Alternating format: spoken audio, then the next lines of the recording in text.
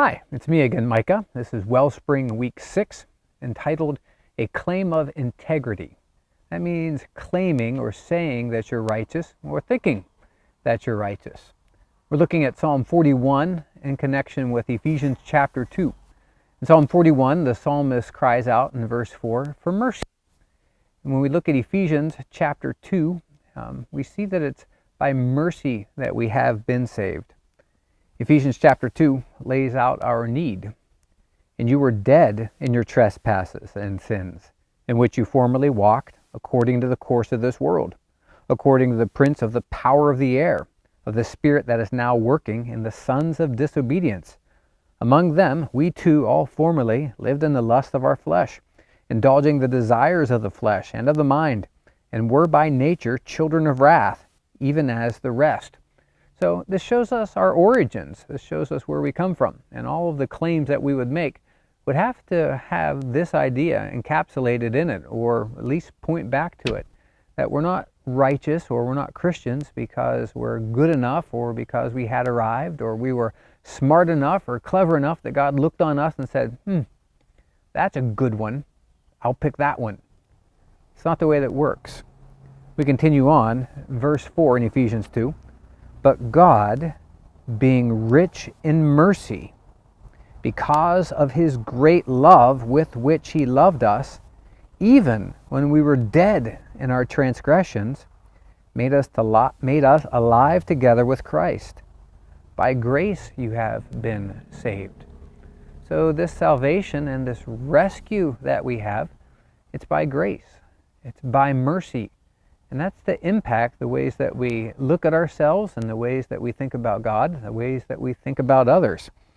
So as we were to continue through Psalm 41, the statement is made in verse 13. Praise be to the Lord, the God of Israel, from everlasting to everlasting. And as we look in Ephesians chapter 2, we see that we were saved according to his mercy, that it is for the praise of his glory, the praise of his grace. Now, so we see that we are sinners, yet we're saved, but it's based on God's mercy and based on his grace, not based on us being good enough and having arrived. We have a righteousness that's given to us. So we're saved, verse 7 in Ephesians 2, so that in the ages to come he might show the surpassing riches of his grace and kindness towards us in Christ Jesus. For by grace you have been saved through faith, so that's separate from works, separate from the goodness in us. Saved by faith. And this not of yourselves, it is a gift of God, not as a result of works. And it says, so that no one can boast. Now this is going to affect the ways that we interact with other people.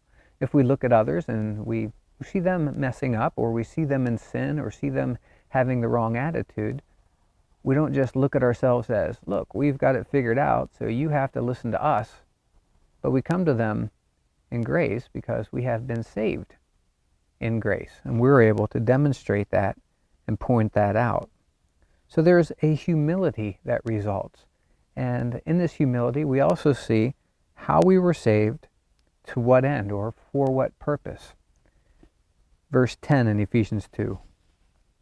For we are his workmanship, created in Christ Jesus, for good works, which God prepared beforehand so that we would walk in them. Now, we're called in verse 12 to remember that you were at that time separate from Christ, that you were strangers to him. We had no hope. We were without God in the world. Now, this is that humility that we're called to, that integrity that we have, or the righteousness that we have a claim to. It's the righteousness of Christ. It's what he has accomplished on our behalf. And verse 13 pulls that all together for us in Ephesians 2. But now in Christ Jesus, you who were formerly far off, or you who were strangers, but now you are brought near by the blood of Christ. There's your integrity. And you were saved for this purpose, that we can glorify God. We'll glorify God in our humility, because we've been saved by grace.